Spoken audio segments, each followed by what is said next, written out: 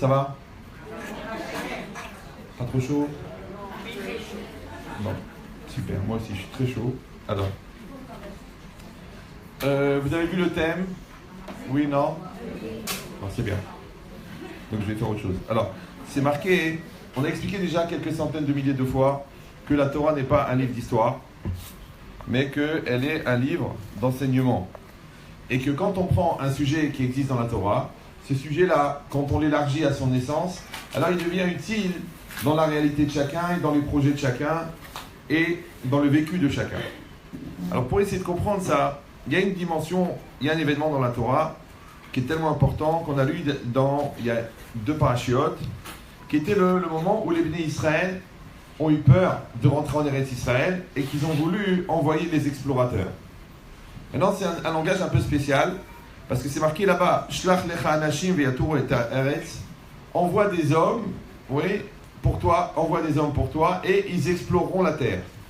Et Rashi, et juste à la fin de cette paracha de Shlach, il y a la paracha de Tzitzit, la mitzvah de Tzitzit qu'on met tous les jours, qui est le 3e paracha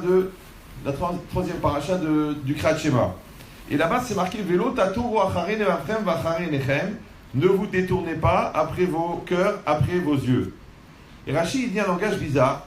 Il dit, comme c'est marqué Velo taturu, ouais, ne vous détournez pas. Il dit Kemo vayaturu et haaretz, comme c'est marqué qu'ils ont exploré la terre. Ça veut dire que Rashi veut dire que le même langage qui est utilisé pour dire ne vous détournez pas après vos yeux, après vos cœurs, c'est le même langage qui est employé pour aller explorer la terre. Donc de quoi est-ce qu'on parle? Quel rapport qui existe entre les deux? Alors, il faut comprendre une chose qui est très importante. C'est que, en fait, les yeux sont les explorateurs du cerveau. Le cerveau est aveugle. Il ne voit rien. Ouais. Mais les yeux sont les explorateurs. C'est eux qui vont aller prélever des éléments et qui vont les ramener au cerveau. Et le cerveau, à partir de ces éléments, il va prendre une décision. Maintenant, la dimension de rentrer en Eretz Israël, par rapport aux Bnei Israël, par rapport à leur événement à eux, par rapport à leur contexte, c'était quoi? C'est de rentrer en Eretz Israël. Mais en vérité, ça correspond à toute nouvelle situation. À chaque fois que quelqu'un il va rentrer dans une nouvelle situation, oui, maintenant il était dans une école juive, sympathique, rigolote, Madame Sarfati, Monsieur Cohen, et paf, il rentre dans une faculté. Ouais, Goy avec un numéro, matricule, une fac, 5000 élèves, il est perdu. Ouais, il rentre dans une dimension. C'est pareil, il était jeune, Bachour Yeshiva, ou une jeune fille de séminaire, elle rentre dans le mariage. C'est un nouveau démarrage. C'est un nouveau monde, ouais. C'est difficile. Il y a des gens qui veulent se marier pour se débarrasser du joug de leurs parents. Alors qu'en fait, ils ont juste changé de geôlier. C'est pas grave. D'accord. Donc, non, j'exagère. Tout le monde sait que c'est pire. Mais c'est quoi l'idée? C'est pareil, maintenant, quelqu'un, il crée une entreprise. Il était vendeur, sympathique et tout ça. Il dit, oh, j'en ai marre. Pourquoi je prends 2000 € par mois? Le patron prend 100 000. Il décide de créer son entreprise. Ouais. Alors, qu'est-ce qu'il va faire? Il va avoir un changement. Donc n'importe quel projet qu'on développe, ouais, n'importe lequel, même un nouvel enfant qui rentre dans une famille, même une belle fille qui rentre dans une maison, c'est-à-dire une ennemie, d'accord? Donc à chaque fois, je m'excuse, c'est le cœur qui parle. Donc ça veut dire quoi? Ça veut dire que à chaque fois qu'il va y avoir un nouveau projet, à chaque fois qu'il va y avoir un changement, à chaque fois qu'il va y avoir un meilleur micro, on aura ce problème-là de comment rentrer dans l'événement, comment traverser les choses et comment arriver à finaliser la chose. Donc ça veut dire quoi? Quand c'est marqué Velo taturu acharei nevavchem v'acharei nechem, ne vous détournez pas après vos yeux, après vos cœurs, après vos yeux. Déjà les commentaires ils disent mais pourquoi c'est marqué vous ne détournez pas après vos cœurs, après vos yeux? Il fallait dire d'abord les yeux, après les cœurs, parce que d'abord tu vois et après tu convoites. D'abord, tu entends les talons aiguilles, et après, tu te demandes, est-ce qu'ils sont portés par un gars de 120 kilos? Ouais. Donc, ça veut dire que d'abord, on perçoit les choses, et après, on s'excite. D'abord, je vois la chose qui m'énerve, et après, je réagis. Mais là, c'est pas marqué, Velo taturu acharei einechem v'acharei levavchem. Ne vous détournez pas après vos yeux, après vos cœurs. C'est marqué, ne vous détournez pas après vos cœurs et après vos yeux. Ça veut dire qu'en fait, c'est pas que le cœur réagit à ce que les yeux voient. C'est que les yeux voient ce que le cœur veut voir. Ça va? Donc quand vous n'aimez pas quelqu'un, c'est normal que vous le voyez tordu. Et quand vous l'aimez, c'est normal que vous ne voyez pas les défauts. C'est logique. Si vous aviez su. D'accord? Donc Donc c'est quoi? On verra les cas personnels après si vous voulez. Mais c'est quoi l'idée? L'idée, c'est que vous avez compris que les Bnei Israël, en vérité, ils sont dans une situation. Maintenant, cette situation, encore une fois, si on enlève tous les détails, entre guillemets, historiques et contextuels, on va trouver l'essence de la chose. Alors, j'avais expliqué déjà plusieurs fois que les Bnei Israël, au niveau macro et au niveau micro, ils sont exactement le même système. Pourquoi? Parce qu'un enfant, un homme, il passe par 3 étapes. Une étape qui s'appelle l'enfance, une étape qui s'appelle l'adolescence, une étape qui s'appelle l'adulte. Maintenant, quand les Bnei Israël sont en Égypte, c'est quoi l'Égypte en hébreu? C'est Mitzraïm. C'était quoi l'Égypte? C'était un immense pénitencier. C'était un camp de la mort. D'accord? Maintenant, Mitzraïm en hébreu, ça veut dire Égypte, mais Metzarim en hébreu, ça veut dire limite. Donc quand les gens étaient en Égypte, donc ils étaient dans les limites. Exactement comme l'enfance. L'enfance, c'est les limites. Les limites de tes parents, les limites de tes capacités, les limites de ton âge, les limites de l'école. Assis-toi, concentre-toi, restitue, va à l'interro, viens à l'heure. Toute l'enfance, c'est des limites. L'adulte, c'est quoi? C'est la liberté, c'est la maturité. Bon, Hachem, tu as fait tes 3 ans d'Yeshiva, tu as fait tes 4 ans d'ingénieur, et tu trouves une belle kala, on te marie et on te rentre sous la choupa, et maintenant tu vis ta vie. Donc là, c'est l'âge adulte. À partir du mariage, ouais, c'est l'âge adulte. Maintenant, et là, tu es en responsabilité. Parce que rentrer en Eretz Israël, ça veut dire être en responsabilité. Parce que Ene Hashem ala Haaretz, en Israël, il n'y a que le bitachon, c'est toi le bon Dieu. Quand on est en Chutz La'aretz, en dehors d'Israël, on passe par un ange, ouais, qui est l'intermédiaire du pays, avant d'arriver à Dieu. Alors que quand on est en Chutz La'aretz, en Eretz Israël, c'est directement Hashem. Donc ça veut dire quoi? Ça veut dire que tant que tu n'es pas marié, eh ben, tu peux dire à papa, maman, je t'en prie, aide-moi, ma soeur, mon frère fait quelque chose. Après que tu es marié, on applique la règle de ce grand rave marocain dont on a oublié les écrits, mais dont on se rappelle le nom, qui s'appelle Debrasek. Débrouille-toi, mon fils. Tu veux te marier, ne viens pas me dire paye le loyer. Tu veux te marier, ne viens pas me dire je m'arrange pas avec ma femme. Wow, tu as voulu te marier, non? Tu es assez grand pour les avantages, tu n'es pas assez grand pour les défauts. Ça fait partie du mariage. Donc vous avez compris que la période où les Bnei Israël sont en Égypte, ça correspond à l'enfance. La période où les Bnei Israël rentrent en Eretz Israël avec la Torah, ça correspond à l'adulte. Et entre les deux, l'adolescence. Ouais, l'adolescence. L'adolescence, ça correspond au désert. Pourquoi? Parce que le désert, c'est un endroit où tu n'as rien sauf l'essentiel. Le désert, tu as rendez-vous avec toi-même. Le désert, tu ne vas pas emmener un piano à queue, ou alors tu vas emmener ce que tu as besoin. Et le désert, c'est aussi midbar. Midbar en hébreu, ça veut dire le désert. Mais c'est les mêmes lettres que medaber. Medaber, c'est parler. C'est à ce moment-là que l'enfant, il ne veut pas parler avec ses parents. Mais c'est à ce moment-là qu'il faut parler avec lui. C'est à ce moment-là que tu n'as pas envie de parler avec lui parce qu'il t'a déçu. Ouais, il t'est énervé, il fait sa crise d'adolescence. Tu dis qu'il aille chez sa mère, il m'a saoulé. Je me suis battu pour le garder dans 32 écoles et à chaque fois il s'est fait renvoyer. Eh ben qu'il se débrouille. Non, c'est maintenant qu'il faut parler avec l'enfant et c'est maintenant qu'il n'a pas envie de parler avec toi. Par contre, qu'est-ce qui s'est passé de majeur pendant le désert? C'est que Amalek a attaqué les bénis Israël. Amalek n'a pas attaqué les bénis Israël quand ils étaient en Égypte. Amalek n'a pas attaqué les bénis Israël quand ils étaient en Eretz Israël. Il les a attaqués quand ils étaient dans le désert. Donc, et le Amalek, c'est la représentativité physique de l'OLP, du Yetzer Hara. D'accord? Bon, c'est pareil. D'accord? On le dit bien, Yetzer Hara, Fat. D'accord? Mais c'est quoi l'idée? C'est que le Yetzer Hara, il attaque l'homme pendant l'adolescence. Pourquoi? Parce qu'il n'est plus un enfant, mais il n'est pas encore un adulte. Elle a le corps assez formé pour faire des bêtises, mais elle n'a pas le cerveau assez développé pour se rendre compte qu'on abuse d'elle. Elle est entre les deux. Ouais, elle est belle, mais elle est bête. Ça s'appelle Hmara Yafa. C'est-à-dire, dans le film, elle peut jouer les deux rôles, la belle et la bête. D'accord? Mais c'est quoi l'idée? C'est que c'est à ce moment-là que le Yetzer Hara, il attaque.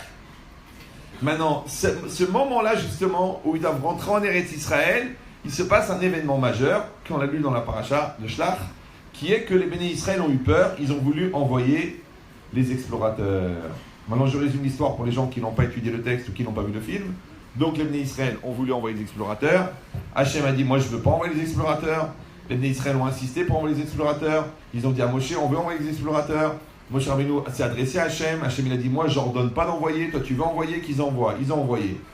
Quand ils ont envoyé les explorateurs sont rentrés en Eretz Israël, ils ont vu des choses qui leur a fait peur, qui les a dégoûtés, ils sont revenus, ils ont raconté aux Bnei Israël, les Bnei Israël ont eu peur, ils ont pleuré toute la nuit. C'était quelle nuit? Le 9 Av, d'accord? Hachem il a dit, vous avez pleuré pour rien, alors moi je vais vous donner de quoi pleurer pour toutes les générations, et tous les grands malheurs d'Israël, les 2 temples ils ont été détruits le 9 Av, d'accord? La déclaration de la guerre, les massacres des Juifs, les pogroms, c'était toujours le 9 Av, d'accord? C'est-à-dire qu'il faut faire attention de ne pas pleurer pour rien parce que ça attire des occasions de pleurer. Donc c'est quoi l'idée? C'est que les Bnei Israël ont pleuré, Hachem s'est énervé contre eux à cause de leur manque de confiance, il les a condamnés, ils sont restés à mourir dans le désert et toute la génération n'est pas rentrée dans le désert. Ça va? Donc, en Eretz Israël, ils ne sont pas rentrés en Eretz Israël. Donc ça vous résume la situation. Maintenant, prenez quand même une petite remarque intéressante, que en fin de compte, c'est pour un mauvais choix qu'ils ont raté leur entrée en Israël, parce qu'ils avaient peur. D'accord? Comme quelqu'un il n'a pas confiance en lui, alors il dit, je ne vais pas aller faire des grandes études, parce qu'il n'a pas confiance en lui. C'est dommage, j'aurais pu être avocat ou la docteur, et ouais, il est pâtissier, c'est pas mal, c'est bien. Au moins il aura une part du gâteau, d'accord? Mais pourquoi? Il aurait pu, mais il n'avait pas confiance en lui. C'est pareil, il aurait pu faire devenir un grand rave. Après il a dit, les copains ils m'ont rigolé de moi. Elle aurait pu être la femme d'un gadolador. Mais elle a dit, je peux pas être Sanois, Sniout. Ils vont se moquer de moi, y venir si j'ai pas la mini-jupe. Ouais. Du coup, bon, maintenant, grâce à Dieu, c'est bien, les stripteaseuses. Mais, bon, c'est un métier comme un autre. Mais c'est avec cette chaleur. Donc, c'est quoi l'idée? Mais c'est quoi l'idée que des fois, pour un choix, on rate une génération? Vous me suivez ou non? 40 ans dans le désert, que tu te demandes, mais qu'est-ce que je fais là avec un gars pareil, avec une fille pareille? Mais c'était un choix. Parce qu'il y avait l'autre, il y avait la Sadeket. Tu t'es dit, j'ai envie de m'amuser. Tu as épousé la Rola. Ouais. Il y avait le Tzadik, il était là, il était sérieux, travailleur. Ah, tu dis, non, mais il n'est pas très rigolo. Tu as épousé le rigolo, sympathique, rigolo, sympathique. Mais c'est tout ce qu'il a. Bah, lui, il est comme les vaches, tu les retournes, ça fait mouh, c'est tout. Ne lui demande pas une décision, d'assumer, de payer la bar mitzvah, d'éduquer les enfants. Il ne peut pas, d'abord il faut qu'il éduque l'enfant qui est en lui avant d'éduquer l'enfant qui est devant lui. Voilà, d'accord. Ce choix-là, tu crois qu'il a pris 10 ans, il a pris 20 ans, il a pris 30 ans? Tu crois que tu étais entraîné dans un ouragan, que tu as été emporté par un tsunami? Non, c'était juste un mauvais choix. 40 ans, ouais. Ce qui est marqué ici, c'est une génération. C'est pour ça que des fois, tu vois des gens qui sont dans la Torah et leurs enfants, ils pètent un câble, et la génération d'après, tada! Je dis, mais comment c'est possible? Ou des fois, tu vois des gens comme ça, loin, ils se mettent à étudier la Torah, ils finissent le chasse en 2 ans. Tu fouilles dans la famille, tu trouves. Il y avait un père, un grand-père, un arrière-grand-père, un grand tzaddik au Maroc là-bas que on l'a oublié celui-là. Et les autres, ils ont dit non, on n'est pas des sauvages, on n'est pas des chleux, on va faire des métiers libérales. Ouais, et grâce à Dieu, ils sont bien, ils ont ce qu'il faut, donc ils ont le Xanax gratuit, puisque c'est eux qui font l'ordonnance. Et le grand-père là-haut, il rigole, il dit, je t'avais dit d'étudier la Torah Gabriel. Et le gars, il va dans des séminaires goy pour apprendre la relaxation, et quand il est là-bas, le goy, Jean-Michel du Tilleul, il lui dit, je m'inspire des écrits du Harizal. Et lui, il dit, mon grand-père, à Marrakech, il était spécialiste des textes du Harizal. Ça veut dire qu'il a fait le Shra.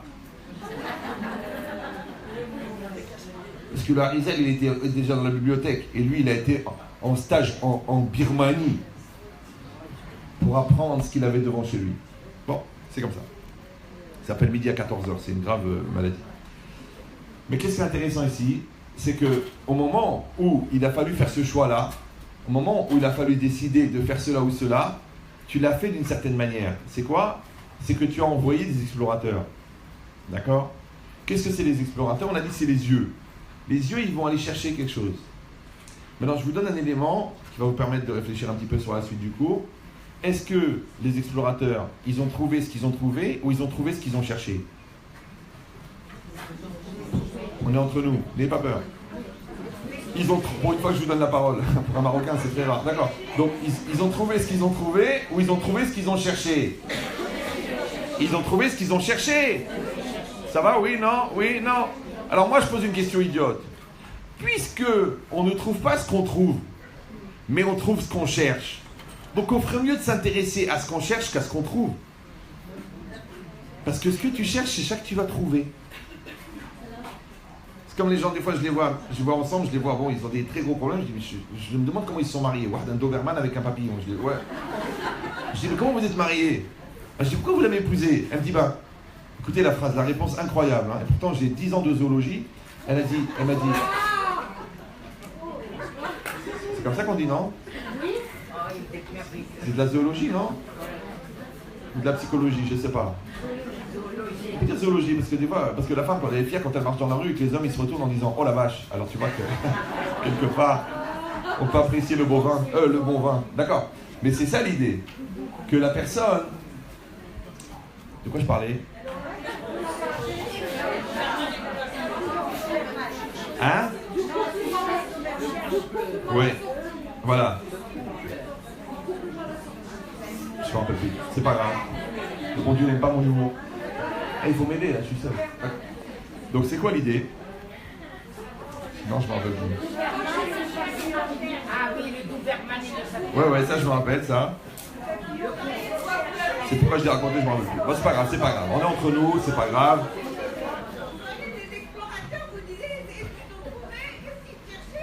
Voilà, exactement, Kolakavod. Merci beaucoup. Alors merci, c'est ça qui m'a rappelé. Donc j'ai dit à cette femme-là, mais comment vous l'avez épousé? Elle m'a dit, bah parce qu'il était là. J'ai pas compris, il était là. J'ai dit, mais le poteau aussi, il était là. La voiture aussi, elle était là. J'ai dit, pourquoi tu t'es marié avec lui? Parce qu'il était là. Ou parce qu'il a insisté. Ou parce que, genre, j'étais pas bien, il m'a soutenu. Et j'étais mal, il était là, il m'a porté, il m'a supporté. C'était une béquille. Je dis, mais vous voulez une béquille, quand vous l'épousez, ça devient une prothèse. D'ailleurs, on lui dit que Dieu protège mon mari, d'accord, mais c'est quoi l'idée?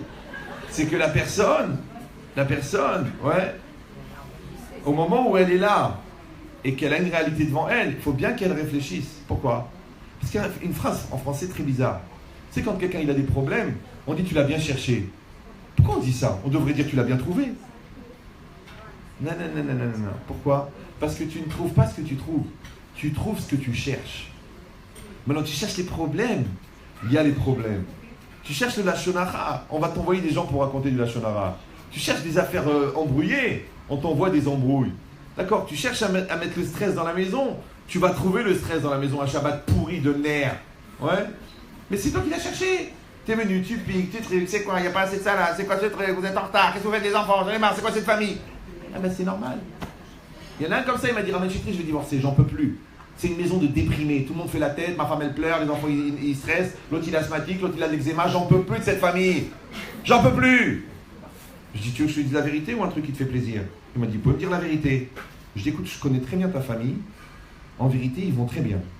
Mais quand tu arrives, ils font tous la tête. Il me dit, ah bon? Je dis, oui. Je lui dis, tu devrais venir quand tu n'es pas là. Quand tu n'es pas là, ta femme elle chante en faisant la vaisselle, tes enfants ils dansent dans les couloirs. Ton fils, il écrit des poèmes en lisant la Guémara. Et quand tu arrives, wow, la terreur. C'est un verset du Coran. La terreur est humaine, c'est connu, d'accord? Ouais. Mais c'est quoi l'idée? Tu viens, tu stresses. Tu te rends même pas compte. Il y a des gens, ils stressent en... Qu'est-ce qu'il y a? Qu'est-ce que tu as? Tu n'as pas envie de lui parler à celui-là. Ouais. C'est normal. Mais il se rend pas compte, parce que c'est pour le bien. C'est connu chez les goïms que l'enfer est pavé de bonnes intentions. Donc quand tu tues quelqu'un... par bonne intention, ça reste quand même un meurtre. Mais par bonne intention. Mais c'est pareil. Dis-moi, elle dit la Shonara sur sa belle-fille. Mais c'est pour faire avancer les choses. Oui, c'est sûr que quand elle va l'apprendre, elle va être heureuse. Mais c'est pour le bien. C'est pour le bien. C'est pas Hazvi Shalom. Parce que c'est assourd. En plus, elle a une perruque qui descend jusqu'aux épaules. Non, tu parles pas et c'est tout. Les choses qui te plaisent pas, tu vas aux toilettes, tu vomis, t'as le droit. Et si vraiment ça te démange, tu mets des coups de boule dans le carrelage.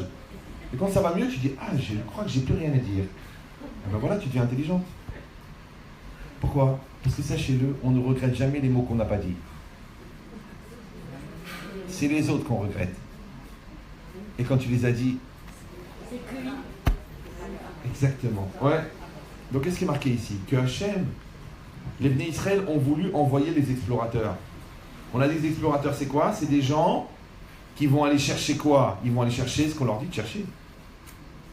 Ben c'est pareil, tes yeux ils vont aller chercher. Alors si toi tu as un a priori positif, tes yeux ils vont aller chercher des aspects positifs. Si toi tu as un a priori négatif, tes yeux ils vont aller chercher des aspects négatifs. Si toi tu es complexé, tes yeux, ils vont te dire, ils vont trouver des éléments pour prouver que tu n'en es pas capable. Si toi, tu es bien dans ta peau, tu vas dire, l'examen, je l'ai préparé, j'ai travaillé toute l'année, pourquoi je vais me planter? Donc en vérité, tes yeux, ils vont aller trouver de quoi alimenter ce que tu as dans ton cœur. Donc la solution, elle n'est pas dehors, la solution, elle est dedans. C'est pour ça que, quand Hachem, il a parlé à Moshe, il a dit, Shlach lecha. Shlach lecha. Alors la traduction, je dis au sens simple, c'est envoie pour toi. Parce que Rachid dit les dartecha, c'est selon ton opinion à toi. Ouais, c'est toi qui vas envoyer. Moi, je ne veux pas envoyer. Hachem, il dit, moi, je te dis, il ne faut pas envoyer les explorateurs. Toi, tu veux envoyer les explorateurs. Alors tu dis, oui, parce que les gens disent, par objectivité, ou des fois les gens ils lèvent la main et disent, Rabban Chetri, bon, je vais jouer un peu l'avocat du diable. Genre, il va poser une question de provocation. Je dis, mais vous n'êtes pas l'avocat du diable. Et il me dit, non. Je dis, non, vous êtes le diable.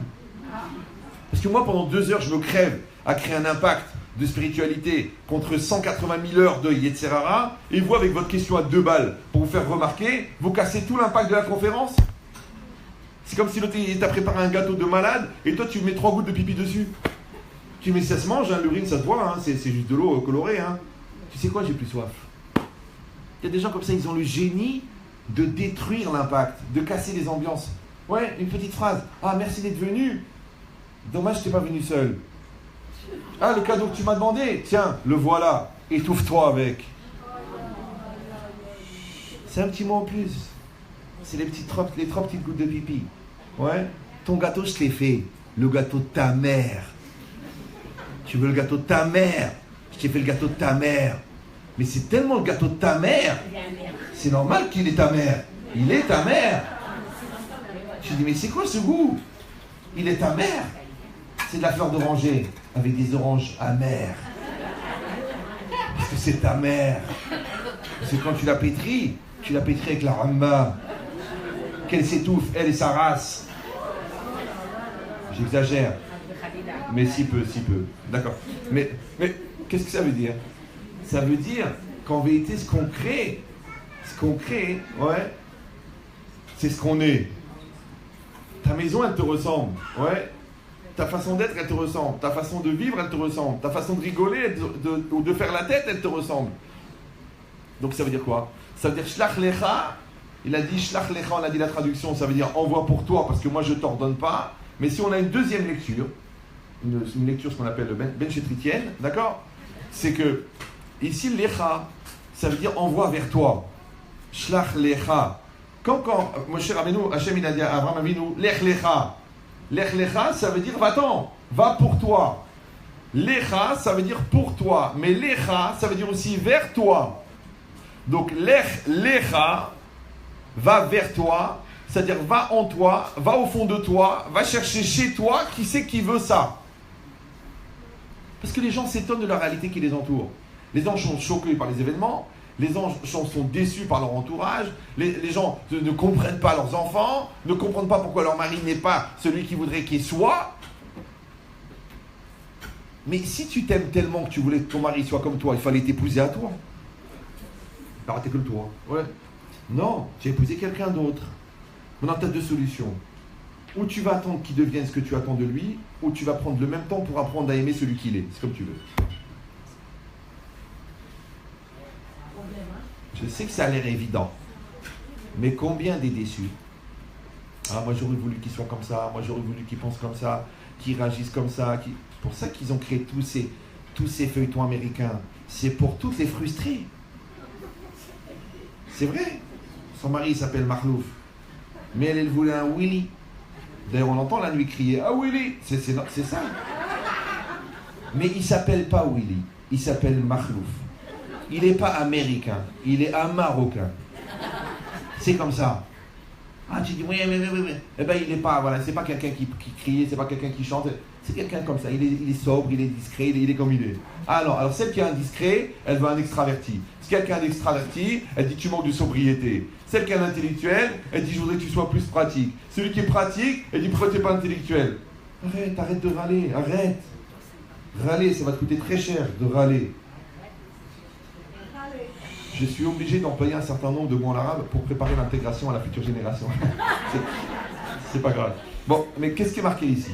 Ici, c'est marqué une chose incroyable. c'est que tu sais quoi, tu t'es détruit la moitié de ta vie de couple à attendre que l'autre devienne ce que tu attends de lui au lieu de l'utiliser pour aimer ce qu'il est. C'est un enfant, le pauvre, il fait attention, il fait attention. C'est quand tu te moques des gens qui sont un peu forts. Tu ne peux pas faire un peu de régime. Mais tu sais, toi, que ça fait 28 ans qu'elle fait des régimes. Tu sais qu'elle a fait 3 opérations. Tu sais qu'elle mange un yaourt par semaine. Que tu lui dis, tu pourrais faire un petit peu attention. Tu sais ce qu'elle a vécu, toi, pour la condamner, la grosse. Elle n'est pas grosse, la pauvre, c'est la thyroïde. C'est sa nature. Ouais. Et l'autre, elle n'arrête pas de maigrir. Tu lui dis, arrête de jouer l'anorexique. Mais elle maigrit, que je te dis, c'est la nature. Donc ça veut dire que la personne elle-même, elle a une nature. C'est une réalité.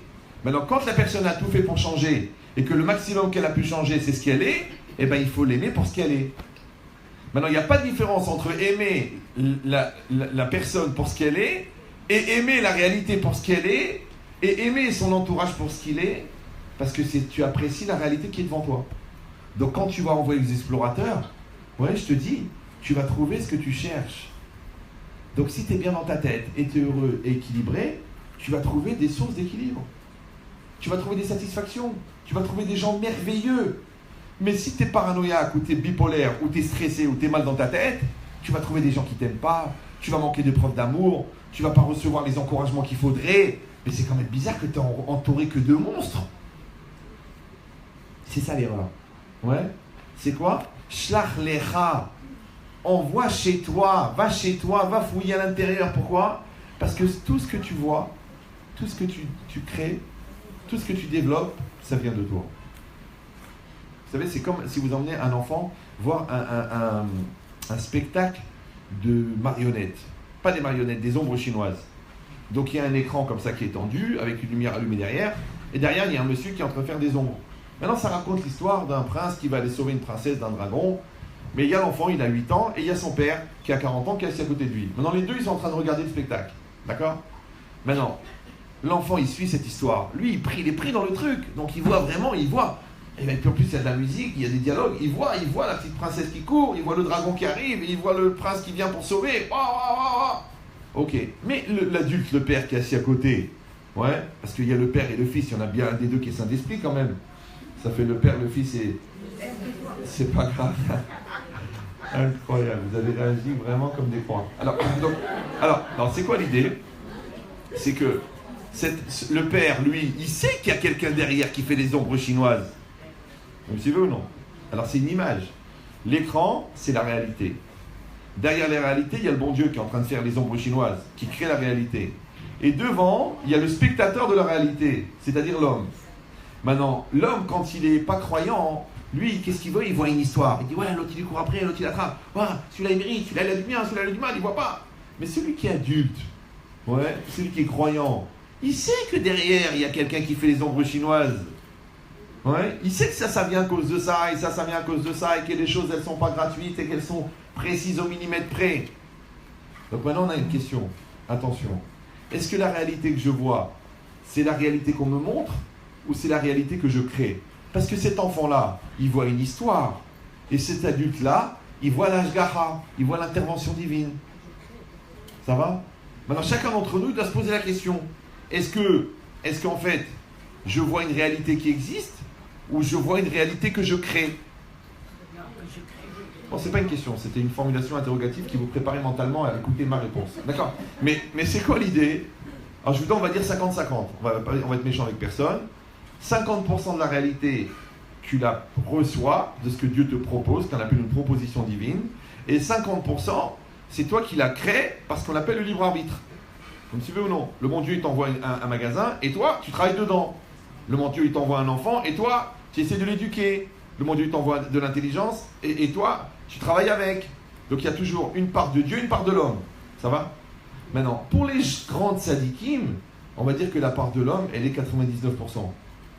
Pour les non-croyants, la part de Dieu, elle est 100%.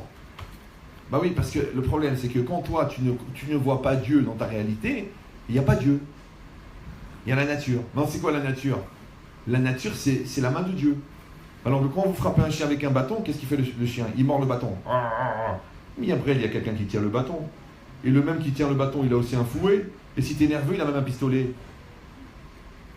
Donc, il vaut mieux réfléchir à qui c'est qui tient le bâton Ouais, combattant lui-même. C'est pareil, tu te bagarres avec la maladie. Ok, vas-y, mais fais tchouva aussi.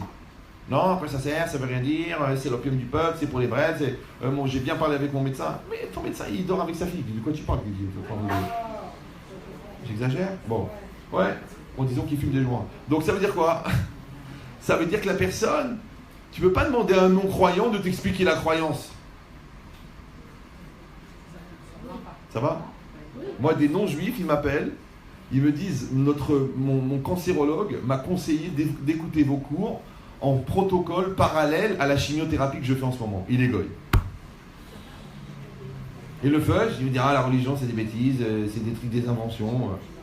C'est bizarre, non? Le cancérologue goy, il a dit à son patient goy d'écouter un rabbin pour que l'impact de la chimio soit plus efficace sur le terrain mental qui va accueillir la chimie. Voilà. Je vous crois. Je vous crois. D'ailleurs, je mens rarement en cours. Mais ça veut dire quoi? Ça veut dire que, en vérité, la réalité, elle est à 50% ce qu'on crée et 50% ce qu'on reçoit. Après, il y a un curseur selon le niveau de Emouna. Vous allez me suivre ou non? Voilà. Maintenant, de la même manière que c'est quoi? C'est la projection de ce que j'ai à l'intérieur. Donc, encore une fois, quand je n'ai pas confiance en moi, c'est normal que je vais voir des obstacles. Quand je suis paresseux, je vais trouver que la valise, elle est lourde, que l'escalier, il est raide, que la pente, elle est dure. C'est normal, je suis paresseux. C'est que quand les gens ils posent une question, tu dis oui, mais vous trouvez normal le comportement de ma femme, le comportement de mon fils, vous trouvez normal la part d'un ça, vous trouvez normal la une arabe. Mais moi j'ai dit la réponse, elle est chez toi. Ouais, clairement. Il me dit comment je devrais réagir? Je dis de toute façon, c'est de l'orgueil déjà. Déjà, tu as compris que c'est de l'orgueil? Se disant, est-ce que c'est à moi de dire merci? C'est pas à moi de dire merci. C'est de l'orgueil. Ok, oui ou non? Toi, tu t'es reconnaissant? Non, c'est de la gava. Après, tu dis oui, mais en ce moment, les shivas, c'est pas évident, parce que c'est dur, c'est difficile, c'est de la flemme. D'abord, numéro 1, c'est paresseux d'abord. D'abord, tu es paresseux. Est-ce que tu écris les cours? Est-ce que tu les révises? Est-ce que tu relis 4 fois la Gemara avant d'aller au cours? Non. Alors, qu'est-ce que tu veux maintenant? Déjà, tu es paresseux. Alors, ne viens pas me dire, la Torah, c'est difficile, peut-être que je suis pas fait pour ça, j'arrive pas à me concentrer. Déjà, tu es paresseux. Vous me suivez ou non? C'est pareil. Ne viens pas me dire, oui, j'ai pas de mazal, mazal, alors que tu regardes des vidéos jusqu'à 4h du matin et tu te lèves à 3h d'après-midi. Après, tu dis, le bon Dieu m'a pas envoyé la parnassa. Mais t'es un glandeur. T'es un vaurien. Il y en a beaucoup. Bon, on verra les cas personnels après, si vous voulez. D'accord? Mais c'est quoi l'idée? Ça veut dire qu'avant d'accuser la réalité, regarde chez toi. Ouais. Ne dis pas la Torah, elle est cruelle, alors que toi, t'es inconscient. Ne dis pas la vie, elle est injuste, alors que toi, tu refuses la remise en cause. Ne dis pas ma femme, elle est compliquée, alors que toi, tu n'aimes pas réfléchir. Ne dis pas les enfants ils sont difficiles alors que toi tu es un parent absent. C'est que le vide n'existe pas dans le monde. Une bouteille d'eau par exemple, vous la voyez cette bouteille là, vous la voyez? Oui, non? Si vous la voyez pas, jetez un chien. Eh bien, je vais vous dire une chose qui va vous choquer, parce que je ne sais pas dans quelle mesure vous êtes capable de comprendre que je suis en train de suer parce que la clim n'est pas assez forte. Cette bouteille là, écoutez bien, si maintenant on la vide, elle va se remplir d'air. Vous trouvez ça naturel, vous trouvez ça normal. Ouais. Mais c'est pas normal. Parce que moi, j'ai juste enlevé l'eau. Qui c'est qui a mis l'air? Maintenant, quand tu enlèves la Torah de ta vie, ne demande pas qui c'est qui a fait rentrer la Touma. Quand tu enlèves la communication de ton couple, ne te demande pas qui est-ce qui a fait rentrer la voisine. Quand tu as enlevé la confiance, ne te demande pas qui c'est qui a fait rentrer les soupçons. Parce qu'il t'a enlevé la confiance. La nature n'aime pas le vide. C'est que pas le vide. Donc, ou tu choisis ce que tu mets dans la bouteille, ou tu mets rien. Mais si tu mets rien, il y aura de l'air. Et l'air de rien, ça crée des problèmes. Donc, tu mets une bonne ambiance dans la maison, il y a une bonne ambiance. Puis, non, moi, je mets rien. On va te parver. Et les gens comme ça, ils rentrent là. Ils sourient. Bonjour. On dirait qu'ils ont une paralysie faciale. Souris. Bonjour. Comment ça va? Je suis content de vous voir. Bonjour les enfants. Comment ça a été la journée? Souris. Non. Bonjour, ça va? Bon, j'ai un truc à faire sur Internet. À tout à l'heure. Ah, tu dis, oh, dommage qu'il n'est pas mort hier. D'accord, mais... Non, c'est rien, c'est pas grave. Bon, on peut pas accomplir tous les souhaits. D'accord, mais c'est quoi cette idée-là? Ouais. C'est que la personne, au fond, ouais, elle crée ça, elle développe ça. Alors moi, je répète, Shlach lecha envoie chez toi les da'atecha. Ouais, la traduction, ça veut dire selon ton opinion. Mais dans une autre lecture, on peut dire un peu moussarite, ouais, un peu dans le moussar, les da'atecha, c'est quoi le da'at? C'est ce qu'est le da'at. Le da'at, c'est le savoir, c'est la conscience, c'est la maturité, c'est la volonté. Il y a 1 million de traductions du da'at. En fait, le da'at, c'est ce qui est propre à la personne. C'est le jeu, c'est la anochiout, c'est la personnalité, c'est la conscience. Maintenant, il y a la neshama, qui est entièrement divine. Il y a le corps, qui est entièrement matière. C'est de la viande organisée plus ou moins harmonieusement selon le mazal. D'accord? Et entre les deux, il y a le da'at. Maintenant, le da'at, c'est le lien qui existe entre la neshama et le corps. C'est aussi le lien qui existe entre la réalité et toi. C'est-à-dire que quand la personne, en français, moi j'appelle ça la source de l'impulsion première. C'est que quand tu fais quelque chose, avant de le faire, tu l'as dit. Avant de le dire, ouais, tu l'as pensé. Avant de le penser, tu l'as réfléchi. Avant de le réfléchir, tu l'as conçu. Et avant de le concevoir, tu as une impulsion de le faire. Tu as une impulsion de le vouloir. Et bien cet endroit-là, qui est la source de l'impulsion première, ouais, c'est ça le da'at. Maintenant, normalement, ouais, tu devrais être capable de connaître la trajectoire, ce qu'on appelle de ton flux existentiel. Ouais, c'est-à-dire que quand tu as dit ça, tu dois savoir pourquoi tu l'as dit. Et quand tu as pleuré, tu dois savoir pourquoi tu as pleuré. Et quand tu as rigolé, tu dois savoir pourquoi tu as rigolé. Ouais, mais si tu n'arrives pas à faire le lien entre ton vécu extérieur et ta réalité intérieure, tu as un vrai problème. C'est que peut-être que tu ne vis même pas ta vie.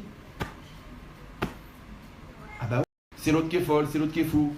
Et moi, jusqu'à quand tu vas penser que tu n'as rien à voir avec ta vie? Ouais, tellement il est mauvais le photographe qu'à chaque fois qu'on prend une photo, tu es sur la photo. Mais tu n'étais pas à la bar mitzvah. Mais comment tu peux être sur toutes les photos de la bar mitzvah puisque tu n'étais pas à la bar mitzvah? En français, ça veut dire comment tu peux penser que tu n'es pas concerné alors qu'à chaque fois tu es dans la situation. Parce que si tu penses vraiment que c'est la faute de l'autre, alors qu'est-ce que tu fais sur la photo? C'est-à-dire pourquoi le bon Dieu, il va t'envoyer une épreuve qui ne te concerne pas? Le minimum, il concerne les deux. Ouais, en vérité, elle concerne toutes les personnes qui sont dans la salle, plus toutes les personnes qui sont au courant de ce qui s'est passé, plus toutes les personnes à qui on a raconté, plus toutes les personnes qui ont été sensibilisées, plus toutes les personnes qui ont reçu les ondes magnétiques positives et négatives créées par le mouvement de volonté de la personne qui était dans la situation. Parce que, oh il est rachat, oh il est shreno. Malheur au voisin, malheur au rachat, malheur à son voisin. C'est que les ondes du voisin, ils rentrent chez toi. Les personnes négatives, ils envoient des négatives. Les personnes positives, ils t'envoient de l'énergie positive. C'est comme ça. Un petit peu au courant, tu ne le savais pas. Ça traverse les murs. Mieux que le Wi-Fi. D'accord? Après, tu sais pourquoi je m'angoisse? Mais dans cette maison, il y a eu 4 suicides. C'est normal. Oui. Et l'autre, la voisin, il fait la gueule toute la journée. D'accord? Au contraire, c'est un endroit où les gens, ils veulent grandir, ils veulent évoluer, ils veulent prier. D'un seul coup, tu te dis, tiens, moi aussi, je vais avancer, je vais évoluer. C'est normal. Ça s'appelle le milieu. C'est le milieu ambiant. Ouais, c'est l'esprit de l'endroit, c'est le parfum du temps. Vous avez été un peu poète, vous comprenez ça, oui? Donc ça veut dire quoi? Ça veut dire que si quelqu'un il va aller chercher chez lui, à l'origine chez lui, qu'est-ce qui se passe, qu'est-ce qui s'est passé, il va comprendre ce qui lui arrive. Alors en français, il y a un mot pour ça, malheureusement qui est simple mais qui est mal utilisé, ça s'appelle la remise en cause. Vous connaissez ce principe? Vous parlez français quand même, non? Oui? Non? C'est pas grave, c'est juste pour pimenter un petit peu. Remise en cause. Regardez le français. Remise en cause. Alors il y a cause. Cause, c'est quoi cause? C'est la loi de causalité. C'est d'accepter que la cause est très proche de moi puisqu'a priori c'est moi la cause. Il y a la mise en cause. C'est d'accepter que je suis concerné par la cause. Et il y a la remise en cause. C'est quoi la remise en cause? C'est de maintenir un esprit de maturité dans l'acceptation de la responsabilité. D'accord? Voilà. Maintenant écoutez-moi bien. Pourquoi c'est mal vécu la remise en cause? Les gens disent, ah tu me remets en cause, je ne supporte pas quand tu me remets en cause, pourquoi tu me remets en cause, pourquoi tu me remets en cause? Mais attends. Encore une fois, si vous parlez français, j'ai bien demandé, est-ce que vous parlez français? Si vous parlez français, vous savez que la remise en cause, vous avez compris, c'est de se remettre en situation que j'ai un rapport avec la cause. Maintenant, le côté anxiogène de la remise en cause, le côté culpabilisant de la remise en cause, le côté mal vécu de la remise en cause, il vient de tes complexes. Pourquoi? Parce que quand je te dis que tu es en cause, ça veut dire que c'est à cause de toi, mais ça veut dire aussi que la situation elle est entre tes mains et que tu peux la régler puisque c'est toi la cause. Vous me suivez ou non? Tu tiens le volant, tu dis ah, il y a un camion qui arrive en face. Je dis mais tu tiens le volant, tourne. Après tu dis ah, mais il y a un camion, mais t'as le volant. Oui. Ah, le petit, il se conduit mal en ce moment. Ben, c'est ton fils, va lui parler. Alors quoi, ça veut dire que je suis un mauvais père? Non, au contraire, t'as l'occasion d'être un bon père, parce que ton fils, il a des problèmes. Donc la remise en cause, c'est quoi? C'est qu'en fait, on t'a remis les clés de la situation. Puisqu'on t'a dit que t'es la cause. Alors que quand toi, tu te débarrasses du stress de la cause en disant « c'est pas de ma faute, arrêtez de dire c'est ma faute, j'ai ton retour sur moi, je vais à l'école, vous êtes le père, je vais chez le psy, vous êtes le père, je vais au rab, vous êtes le père, j'en ai marre !» Non, il faut accepter. Accepter, pourquoi? Parce que le rab, le psy, le voisin, le dealer, tout le monde te dit qu'en fait c'est entre tes mains. Cet enfant-là, pourquoi il va aller chercher des solutions chimiques alors qu'il peut avoir des solutions naturelles? Vous me suivez ou là? Pourquoi il va aller chercher de la tendresse virtuelle alors qu'il peut recevoir de l'amour maternel? Il n'a pas besoin. Pourquoi l'autre elle va aller rêver sur des sites et sur des films alors qu'elle a tout à la maison? Pourquoi regarder les feux de l'amour alors que le Don Juan il est là en face de toi? Bon, il a changé. Toi aussi là que je te dise. Hein?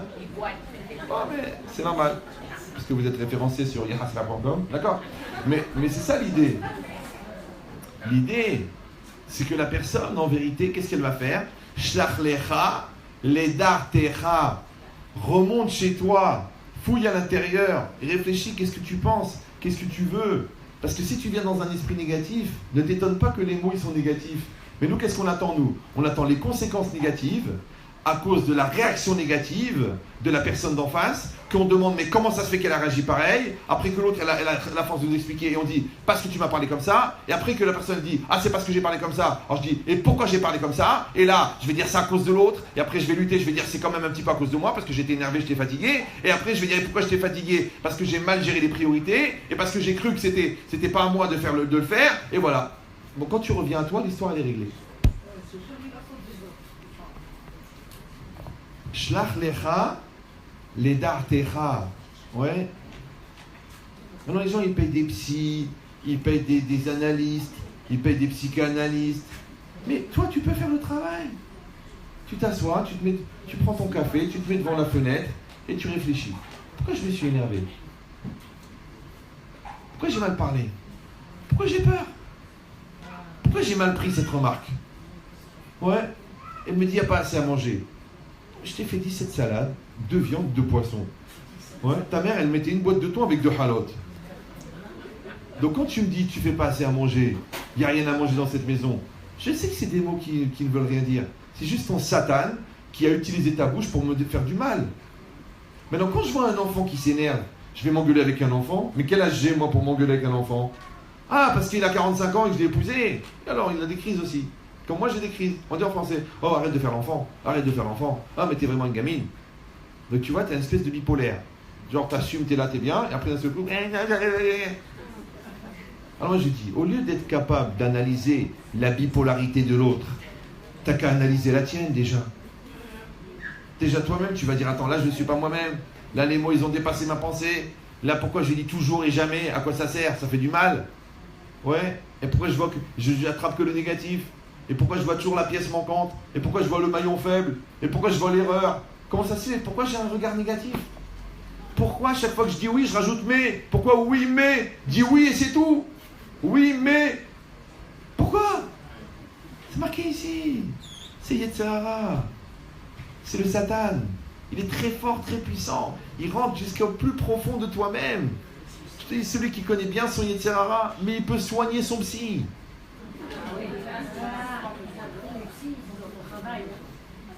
Mais ça veut dire quoi? Ça veut dire que la personne... Vous savez, une fois, j'ai fait un cours sur Esav et Yaakov. J'ai parlé pendant 1h30 sur Esav et Yaakov. Et dans la salle, il y avait un monsieur qui est psychologue, qui fait de la formation psychologique, qui forme des psychologues. Il passe sur Internet, il est connu, il fait des séminaires et tout ça. Il m'a dit, Ria, avec votre cours sur Esav et Yaakov, j'ai compris comment Lacan, il explique la zone d'ombre chez Freud. Moi, la vérité, moi, Lacan, Freud, tout ça, j'ai arrêté très jeune. D'abord parce que je pense pas qu'il faut dormir avec sa soeur pour aimer sa mère. Bon, c'est une vision, hein. Ouais. Ah, c'est ça Freud, vous n'avez pas lu Freud? Lisez un petit peu, sortez, toujours la yeshiva. Orthodoxe. Non, vous pouvez lire Freud, mais aux toilettes, ça peut aider. Mais c'est quoi l'idée? C'est que la personne, restez calme, ouais, que la personne, elle a compris. C'est quoi la zone d'ombre? Je vous résume, parce que c'est pas la peine de perdre 2 ans à lire un bouquin. Vous avez une pièce ici, vous voyez cette pièce ou non? Vous la voyez? Elle est éclairée. Oui. Imagine là, il y a un coin qui est noir. On voit rien, le trou. Et de temps en temps, il y a un rhinocéros qui sort, un gars tout nu qui court avec des plumes dans les oreilles. Et tout, il sort. Ça s'appelle la zone d'ombre. Nous, on appelle les Yetzirara. On appelle Esav Beyaakov. Ouais, eux, ils l'appellent la zone d'ombre. C'est qu'il y a des comportements, il y a des attitudes, il y a des réactions que tu ne comprends pas, mais qui sont en toi et qui font partie de toi, mais que tu n'arrives pas à reconnaître qu'ils font partie de toi. Même quand vous êtes mariés, le maire qui était laïque, il a dit vous êtes mariés pour le meilleur et pour sa mère. D'accord? Donc ça veut dire quoi? Ça veut dire que, qu'on le veuille ou non, à l'intérieur de nous-mêmes, il y a des parties comme ça et des parties comme ça. Après, il faut gérer. Vous savez, on mange, on dort, mais on va aux toilettes aussi. Maintenant, on ne parle pas des toilettes, mais ça fait partie de la vie. Ouais. On achète des biens, on développe des magasins, on meuble une maison, mais on fait des enfants aussi, mais on n'en parle pas. Ouais. Ça s'appelle des zones qui sont nécessairement dans l'ombre. C'est bien, parce que ce n'est pas des choses qui sont faites pour être dévoilées, c'est des choses qui sont faites pour être cachées. Comme toi-même, tu dois garder un petit peu un jardin secret, mais pas dans la paranoïa ou dans l'angoisse. Non, des choses que tu n'es pas obligé de dire à tout le monde, ouais, de ce que tu fais, des mitzvot que tu fais en cachette. J'avais dit ça, je le dis aujourd'hui, mais quand j'étais à la yeshiva, quand j'allais aux toilettes, je nettoyais les toilettes. J'avais une éponge, j'avais acheté une éponge et tout, je lavais les toilettes, j'enlevais la pipi, j'enlevais la saleté, exprès. Les gens disent, mais c'est pas à toi de le faire, il y a une femme de ménage. Je dis, je vous le raconte maintenant, je ne le racontais pas à l'époque. Ouais, pourquoi? Parce que j'ai dit, il faut bien que je fasse des mitzvot que personne n'est au courant. Et tu t'éduques un peu. Ben c'est bien, c'est lui le principal. Ouais. J'ai dit personne, c'est pas une personne. D'accord? Vous avez compris ou non? Mais c'est pareil. Tu peux faire du bien à quelqu'un sans qu'il le sache, c'est pas grave. Ouais. Et tu peux prier pour quelqu'un sans qu'il le sache. Pas besoin de lui dire, hey, tu sais, je prie pour toi. Hein. Ça veut dire, tu sais combien tu me dois? Non, tu peux faire, c'est pas grave. Ouais. Et dans cette logique-là, c'est quoi? C'est ce qu'il a dit. Shlach lecha, les dartecha, va fouiller à l'intérieur de toi-même pour savoir quelle est l'origine des choses. Pourquoi? Parce que ce que tu vas trouver dans l'origine des choses, d'accord, ce que j'ai dit tout à l'heure, c'est que si au lieu de trouver ce que tu trouves, ou de chercher ce que tu trouves, tu cherches ce que tu cherches, tu vas comprendre ce qui va t'arriver. Parce que quand tu sais ce que tu cherches, tu comprends ce que tu trouves. Parce qu'au fond, c'est ce que tu as cherché. Ça s'appelle la loi de causalité. Parce que la cause entraîne la conséquence. Ouais. Alors qu'est-ce qui s'est passé? Que quand les Bnei Israël, ils ont voulu... Alors, Rashi continue. Shlach lecha, il a dit Nedartecha. D'accord? Donc, selon ton opinion, il a dit, ça veut dire que rentre à l'intérieur de ton da'at pour savoir au fond qu'est-ce que tu veux. Ani eni metzavelecha. Moi, je t'ordonne pas.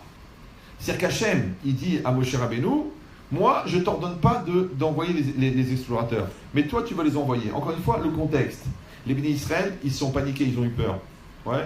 Ils sont venus voir Moshe Rabbeinu. Moshe Rabbeinu, qu'est-ce qu'il a fait? Il s'adresse à Dieu. Mais attendez, venez, on réfléchit. Dieu, il correspond à la Neshama. C'est l'objectivité par excellence. Les Bnei Israël, il correspond à l'enfant qui est en toi, celui qui panique. Ouais, le côté un peu espagnol, puisqu'il est hispanique. D'accord? Et le Moshe Rabbeinu, il correspond à l'adulte qui est en toi. Maintenant, si l'adulte qui est en toi, il est paniqué par l'enfant qui est en toi, tu t'adresses à ta Neshama et tu dis, qu'est-ce qu'elle dit la Neshama? Qu'est-ce qu'elle dit la Lacha? Vous me suivez ou non? Parce que tu viens, tu dis, ah, mais je suis enfolé, je suis angoissé, je suis stressé, j'ai vu que ma femme, elle a des emails avec un monsieur. Alors pourquoi tu viens me voir à moi? Va et tu l'as. Non, je veux vous me rassurer. Ah, j'ai dit, qu'est-ce que tu as vu dans ces emails? Ah ben, il n'y avait rien. Mais comme une fois, un gars, il m'a montré le téléphone de sa femme. Il m'a dit, regardez ça, gros bisous. Tu trouvez ça normal, Rav, pour un collègue de travail, de dire gros bisous? Je lui ai dit, mais JH2, vous êtes traditionnaliste. Il m'a dit, même un peu moins. Donc vous allez à la plage, donc vous êtes en maillot de bain, donc tout le monde se fait la bise. Et l'autre, le collègue de travail, il met la crème sur le dos de ta femme, non? Si c'est pas sur le devant. Ouais. Alors maintenant, pourquoi tu me parles de gros bisous maintenant? Qu'est-ce que ça change, gros bisous? Si la femme du Rav, elle marque gros bisous, peut-être, et à la limite, ouais. Mais là, la femme du non-religieux, elle dit à l'autre non-religieux, gros bisous, et toi tu viens, tu fais genre le fier, Ça veut dire quoi, gros bisous? Genre le monsieur il est jaloux. Alors si t'es jaloux, pourquoi 4h30 du matin tu regardes des vidéos bizarres sur internet? Si t'es jaloux, pourquoi t'es pas jaloux de toi avant d'être jaloux d'elle? Donc si tu veux, non. Donc ça veut rien dire. C'est que les gens ils ont des exigences, mais c'est pas des exigences sur quelque chose de réel ou de concret. C'est juste pour aider l'autre à aller aux toilettes. Ça s'appelle une attitude laxative. C'est pour aider l'autre à régler ses problèmes de transit. Et c'est vrai qu'il y a des gens, tu les vois, tu as envie d'aller aux toilettes. Dès qu'ils arrivent, des fois c'est leur numéro qui apparaît, tu dis, ah, il faut que j'aille vite. Parce qu'ils sont là pour te faire aller aux toilettes. C'est incroyable, c'est des phénomènes. Je dis, mais t'en as pas marre. Une fois j'ai attrapé un gars comme ça, je l'ai attrapé. Parce que je connais sa femme, ses enfants. Je dis, t'en as pas marre d'être embêtant? T'as pas compris que t'es embêtant? Ah, mais ça veut dire quoi? Pourquoi tu te prends? Regarde, même là tu rentres dedans. Ah, mais tu me juges. Mais qu'est-ce que je te juge? Regarde ta femme, elle pleure toute la journée. Regarde tes enfants, ils mentent, ils trichent, ils embrouillent, ils sont stressés. Tu crois que ça vient d'où? À cause de ton caractère de... Tu veux ou non? Alors change! Ah, pourquoi c'est toujours à moi de changer? Pourquoi ça revient toujours sur moi? Mais, je comprends pas. Le mec, il tient le pinceau. Je vois le tableau. Je dis, mais c'est toi qui tiens le pinceau. Si t'es pas content de la toile, va prendre des cours de peinture. Tu crois que c'est le tableau qui a influencé le pinceau?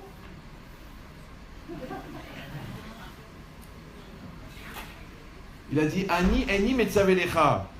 Moi, Hachem, je ne t'ordonne pas d'envoyer les explorateurs. Donc, tu veux ou non? C'est qu'à l'intérieur de nous-mêmes, il y a toujours Yetzera, Yetzeratov. À l'intérieur de nous-mêmes, il y a un enfant qui veut se laisser aller et un adulte qui va assumer. À l'intérieur de nous-mêmes, il y a une victime et il y a un battant.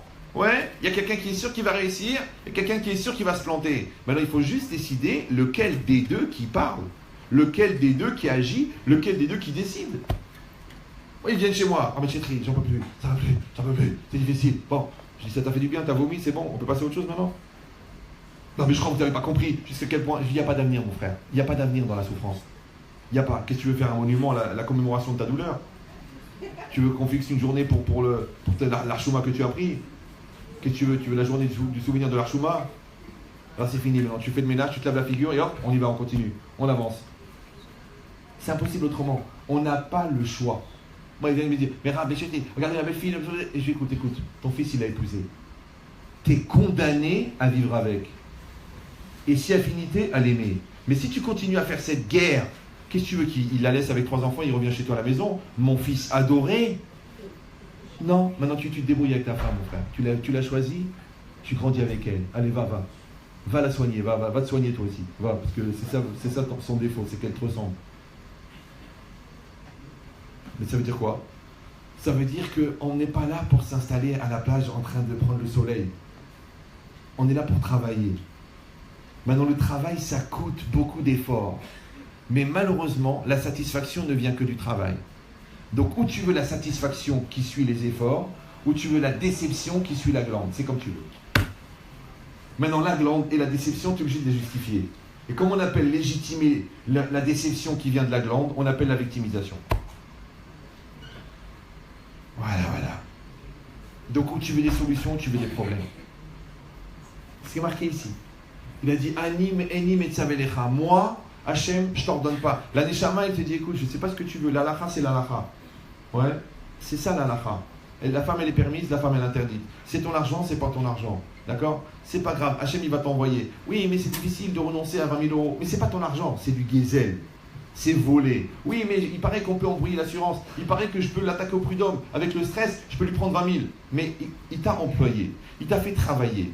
D'accord? Après, soi-disant, tu t'es fait mal et tu t'es pas retourné travailler. Maintenant, tu l'attaques au prud'homme. Après, tu l'attaques pour harcèlement. Après, tu demandes des indemnités. Mais tu n'as pas compris. Même tu vas prendre 20 000, même 30 000, même 40 000, même 60 000 euros d'indemnité. Mais il va les payer. Mais tu crois que tu ne vas pas payer pour les 60 000? Donc, tu as fait un accident de la route qui t'a enlevé 50% de tes capacités. L'État, il te donne 50 000 euros.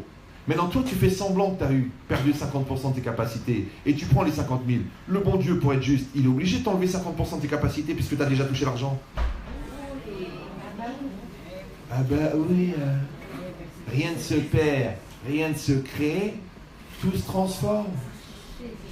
Donc tu stresses à tes enfants. Après, ne viens pas me dire c'est tous des menteurs. Puisque tu payes avec les intérêts. Ouais. Tu ne communiques pas avec l'autre. Après, tu dis oui, mais elle me dit pas ce qu'elle ressent. Mais tu ne lui parles jamais. Donc tu payes les intérêts. Ça veut dire qu'on récolte ce qu'on plante. Donc si tu es un peu malin, achète des graines de bonne qualité. Au lieu de planter n'importe quoi. Et après, tu dis c'est ça qui pousse. Mais c'est ça qui va pousser. Vous me suivez ou non? Donc encore une fois, l'homme, il est au milieu. L'homme, c'est Moshe Rabbeinu. Ouais. L'enfant qui est en lui, c'est les Bnei Israël qui sont en panique. Et la Neshama, c'est Dieu. Donc les Bnei Israël ont peur de rentrer en Égypte. Pourquoi? Parce qu'on a de rentrer en Eretz Israël. Parce qu'on a peur du changement. On a peur de la nouveauté. On a peur d'assumer. On a peur d'acheter la maison. On a peur d'assumer un mariage. On a peur de rentrer dans une école. On a peur de faire des études. Ouais. Donc on se panique. Qu'est-ce qu'on va? On va chez le bon sens. Mais quand tu vas chez le rave, ou tu vas chez quelqu'un d'intelligent, ou tu vas quelqu'un qui t'aime, ou quelqu'un qui a rien que du bon sens, qu'est-ce qu'il va te faire s'il est intelligent? Il ne va pas décider à ta place. Sinon, ça s'appelle un gourou. Il va te mettre en situation de toi. Il va te redonner la confiance. Il va dire, toi, qu'est-ce que tu veux faire? Toi, qu'est-ce que tu penses? Moi, je pense que tu es capable. Tu vas le faire ou non? Donc, en fait, il va renforcer le Moshe Rabbeinu qui est en toi. D'accord? Maintenant, le Moshe Rabbeinu qui est en toi, qu'est-ce qu'il fait? Il se tourne vers Hachem. Il dit à Hachem, ok, allez, tu sais quoi, j'ai confiance, j'écoute mes parents, j'ai confiance, je crois en moi, j'ai confiance. Maintenant Hachem, aide-moi à réussir l'examen, aide-moi à ouvrir le magasin, aide-moi à trouver la fille qu'il faut pour me marier, aide-moi que l'accouchement il se passe bien. Donc, tu es un homme normal, tu luttes contre l'enfant qui est en toi, c'est-à-dire ton Yetzer Hara, et en même temps, tu te remets entre les mains d'Hachem. Et ça se passe très bien. Ça s'appelle référence supérieure, référence inférieure. C'est pour ça que le cœur, il est placé entre le cerveau, la kippa et l'équateur. La partie la plus chaude de la planète. Donc, où tu vas descendre vers le bas, je suis pas capable, je suis nul, de toute façon j'ai envie de bouffer, j'ai envie de kiffer, j'ai envie de profiter, et là tu descends vers l'animal qui est en toi. Où tu montes, tu dis le cerveau, la réflexion, la connaissance, la transcendance, la prophétie, la émouna, la nevoua, l'intervention divine. Donc, où tu montes vers le haut, ou tu descends vers le bas. Donc, qu'est-ce qu'il a dit Hachem? Ani eni metzavelecha. Moi, je ne t'ordonne pas d'envoyer les explorateurs. Pourquoi? Parce que pourquoi t'envoies les explorateurs? Ah, tu dis on ne sait jamais, il vaut mieux vérifier, il vaut mieux faire attention. Tu sais pourquoi tu envoies les explorateurs? Parce que tu n'as pas confiance en toi, parce que tu as peur, parce que tu n'as pas confiance en Dieu. Ouais, c'est comme le gars, il veut absolument connaître les fuites du bac. Mais t'as qu'à travailler. Mais comme t'as rien foutu, donc t'aimerais bien voir les fuites. J'ai raconté ça quand j'étais en classe de seconde, dans une école qui avait que le nom, que juif de nom. Et je marche dans la cour et je trouve par terre un petit papier gris. Maintenant, Hachem, il m'a fait un défaut, je suis très observateur. Je vois ce papier, je trouve qu'il est bizarre. Je le ramasse. En fait, il n'était pas gris. Il était blanc, mais il y avait de l'écriture dessus. Mais c'était tellement écrit petit, et je regarde comme ça, je vois, il y avait toute une leçon de géographie écrite sur un petit bout de papier comme ça. Il y a une fille qui passe à côté de moi, elle dit c'est à moi, elle me l'arrache. Ah! J'ai regretté de lui avoir donné ce qu'elle avait perdu. C'était une anti-sèche. J'aurais dû le garder pour mon musée de la lourdeur, parce que je l'aurais mis au premier rang. Je lui ai dit, mais JG, ça veut dire jeune bébé. Ouais. Je dis, mais ça t'a pris au moins 3 heures pour écrire cette anti-sèche. Elle a dû écrire avec une aiguille, tellement c'était pas. Je dis, le temps que t'as passé à écrire l'anti-sèche, c'est 3 fois le temps que t'aurais pris pour apprendre la leçon. C'est ça la flemme. T'as compris ou non? Ouais. L'autre, il va faire 24 démarches avec des gens pour aller parler clairement avec la personne qu'il aime. Mais va lui parler. Ouais. L'autre, il va mettre des crises, des nerfs, des engueulades, de la haine et de la truc pour qu'à la fin, le conciliateur, le médiateur leur dit, écoutez, venez, on pose les choses. Bah, tout ça pour arriver là. Maintenant, tu vas arriver, hein, c'est pas grave. Le seul problème, c'est avec combien de cicatrices. Et tout ce qui a été brisé entre-temps, et tout ce qui aurait pu être réglé depuis le départ. Tout ça pourquoi? Parce qu'il y avait une flemme, une paresse. Maintenant, la paresse, c'est pas que la paresse de se lever. Il y a la paresse de parler. Tu sais, les gens ils disent, j'ai pas la force de parler.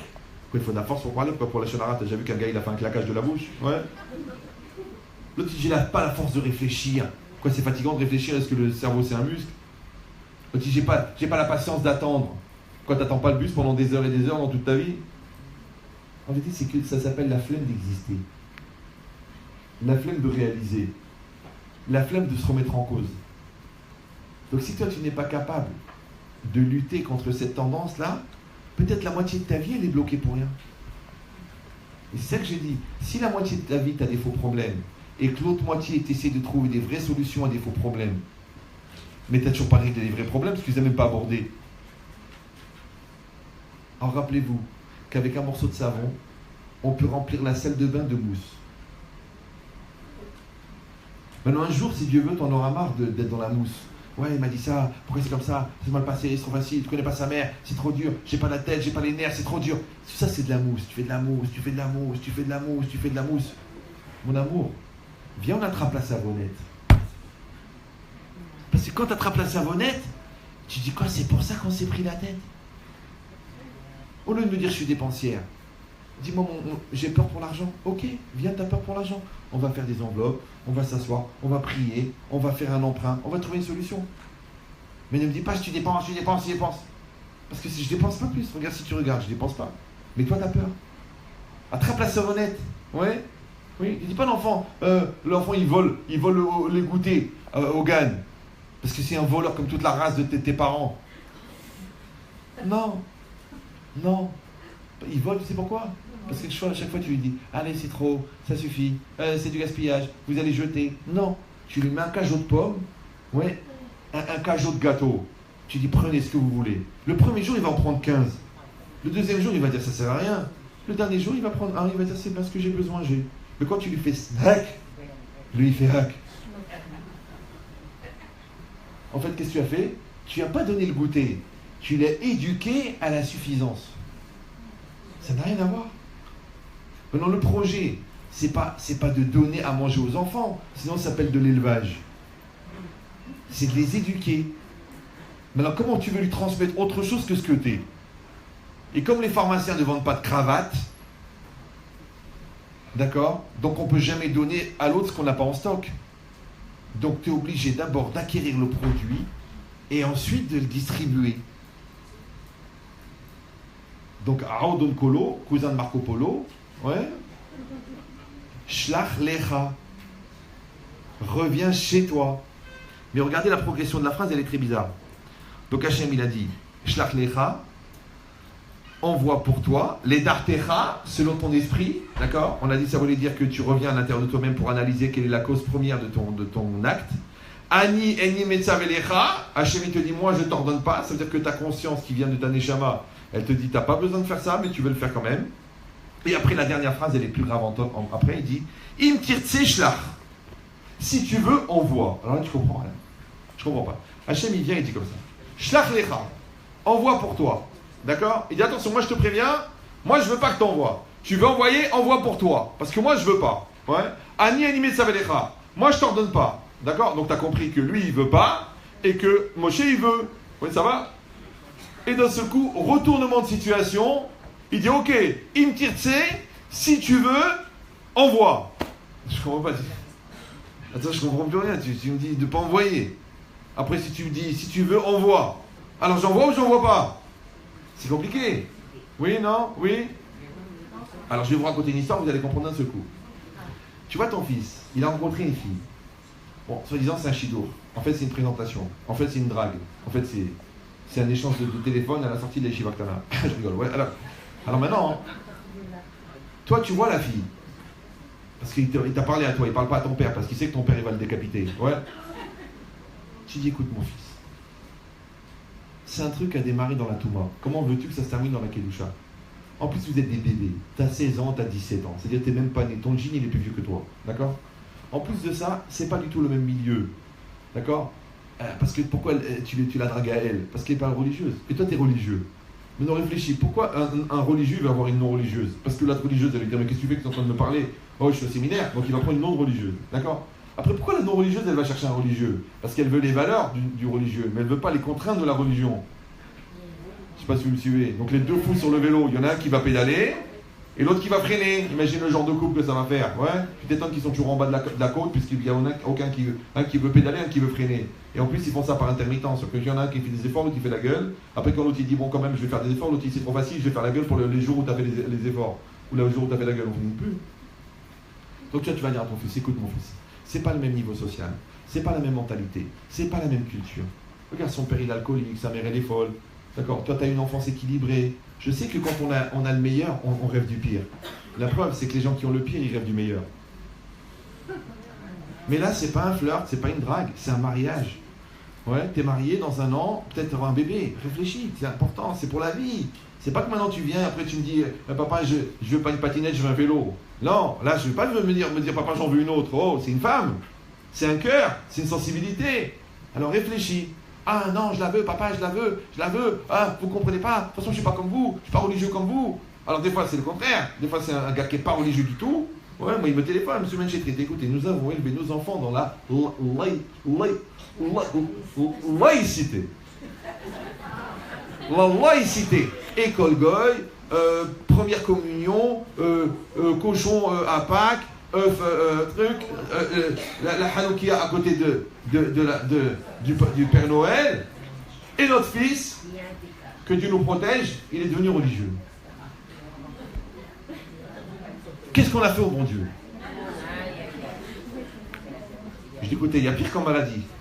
Écoutez, on a tout fait. On a habité dans un milieu perdu, à Fausse-la-Vie.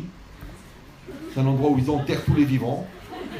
Il n'y a pas de synagogue, il n'y a pas de cacheroute, il n'y a pas d'école, il n'y a pas de mikvé, il n'y a rien. Vous ne voyez pas qu'à la bibliothèque, il a été cherché dans la collection Que sais-je. Ouais, être juif. Après, il a été sur Wikipédia, il a regardé Israël. Après, il a trouvé des trucs, il a vu la jeunesse œcuménique de évangéliste de France. Ils lui ont dit, mais enfin, tu es un fils du peuple élu. Le gars, il s'est demandé pourquoi il n'était pas aux élections. Ouais. Ça fait de la peine de le dire, d'accord. Du coup, il a commencé à s'intéresser. Après, il a rencontré un Babitch. Il lui a dit, mais enfin, sois un loup, d'accord. Et il a commencé à lire des livres. Après, il a fait de la chassidoute. Et maintenant, voilà, monsieur, il a acheté une grosse kippa, un talit de katane jusqu'au parterre. Ouais, et toute la journée, le fils, le père, il comprend pas. Il dit, mais enfin, Charles-Henri, enfin, c'est Mordechai maintenant. Mais tu te demandes ce qui s'y arrive. Alors, le non-religieux, il veut être religieux, à la grande déception de ses parents. Le religieux, il veut être pas religieux, à la grande déception de ses parents. Tu te dis, mais je comprends pas, le bon Dieu, il s'est trompé dans les livraisons, quoi. Parce qu'un certain, je vous donne le secret, parce qu'il est tard, à un certain âge, on confond personnalité et esprit de contradiction. Vous me suivez ou non? Voilà. Donc c'est pour ça qu'il faut bien aménager les virages quand la voiture est rapide et sensible. Parce que sinon, quand tu prends mal le virage, tu crois qu'il va à la yeshiva, de l'autre côté là. Des fois le contraire. Tu crois qu'il va aller à la fac et toute la journée en train de jouer avec sa PlayStation. Tellement tu lui as dit t'arriveras pas. Et ben il a dit tu sais quoi, j'y arriverai pas. Il t'a écouté, qu'on a cavole. Parce que père c'est repère. Le père c'est le repère. Et quand il n'a pas de père, il perd ses repères. Qu'on a cavole. Ouais. D'ailleurs lui et son fils ils font la paire. On dit les deux font la paire. Ouais. Mais c'est ça l'idée. L'idée c'est que toi tu dis cette fille là elle n'est pas pour toi. Ce garçon, il n'est pas pour toi. Tu perds ton temps. Ouais, elle n'est pas sérieuse, il n'est pas bien. Il fume des joints, il ment, il ne travaille pas, il ne fout rien à l'école. Oui, vous ne le connaissez pas, vous le jugez. Mais moi, j'ai appris à l'aimer. Je sais ce qu'il est. Donc, tu te bats avec lui, tu te bats avec elle, tu te bats. Tu dis, Ani, Eni, Metzavelecha. Moi, mon fils, je ne suis pas contre elle. C'est pas quelqu'un de bien. Tu vas avoir des problèmes. Elle n'est pas équilibrée, elle est nerveuse, il est capricieux, il est bête, il est lourd. Et toi, tu ne veux pas. Alors, écoute bien, hein. On t'a tout expliqué, on t'a parlé, on t'a menacé, on t'a fracassé, on t'a foutu dehors. Et tu dis non, je la veux. Alors Hachem il me tire tse. Tu la veux. Attention mon fils. Maintenant nous on t'a expliqué, on t'a parlé, on t'a convaincu. Maintenant tu la veux, écoute bien, on va aller à la choupa. On va payer 20 000 euros de mariage. On va vous faire la simcha, on va vous trouver l'appartement. Mais ne viens pas dans un an me dire papa c'est une caractérielle. Ne viens pas, papa, me dire mon mari c'est un vaurien. On t'a dit, mon fils. On t'a dit, ma fille. Un gars qui se lève pas le matin, un gars qui n'a pas de projet, un gars qui ment pour des bêtises, imagine qu'est-ce qu'il va mentir pour des choses sérieuses. On t'a dit, on t'a prévenu, et toi tu veux pas. Alors nous on est contre. Mais si tu t'entêtes, je vois des parents qui disent, moi je vais pas à la roupa. Je dis, vous êtes fous quoi. Elle va se marier combien de fois votre fille? Il faut aller à la roupa. Ah mais on n'est pas d'accord avec ce chidour, on n'est pas d'accord avec cette partie, on n'est pas d'accord avec cette famille, on n'est pas d'accord. Ok, t'es pas d'accord, tu t'es battu, 6 mois, 1 an, tu t'es battu, t'as essayé, t'as truqué, t'as présenté, tu l'as envoyé dans un séminaire, tu l'as envoyé chez ta cousine à New York, tu lui as fait faire des études, tu lui as présenté des gens, tu as fait de l'hypnose, t'as mangé des mésouzotes, t'as tout fait. T'es devenu une veilleuse vivante, toi. Et à la fin, tu dis, je veux quand même.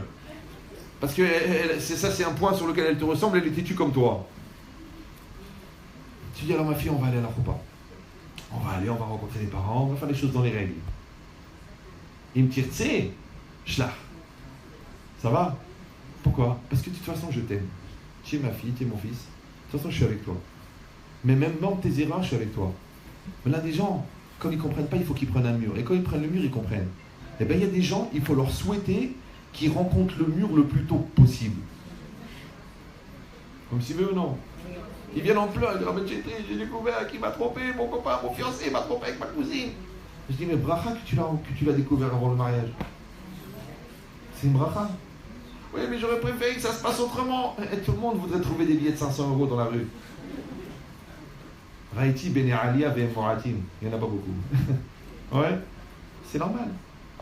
Ça veut dire quoi? Ça veut dire que la démarche, elle est marquée ici. Ouais. Pourquoi? Parce que tout ce travail de découragement qu'on t'a créé, et après on te dit, si tu veux, envoie. Alors c'est quoi Imtirtse? Tirtse, c'est Imata Rotse. D'accord? Rotse, c'est Ratson. Ratson, c'est la volonté. La volonté, c'est quoi? C'est le moteur du choix. Alors je vous donne le secret. Il y a des bons choix et des mauvais choix dans la vie. Vous savez ça?